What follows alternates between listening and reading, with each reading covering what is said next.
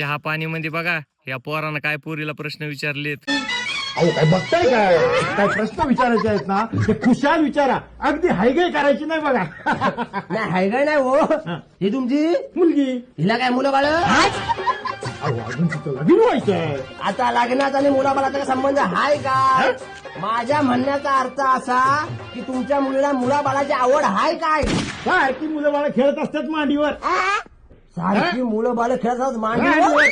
लहान लहान कोणाची? हो शेजारीची. अरे शेजारी होय. मला वाटला म्हणजे दिसला मूल घे मांडीवर, दिसला शेजाराचा मूल घे मांडीवर. म्हणजे तुमच्या मुलीची मांडी काय रिकामीच नाही का?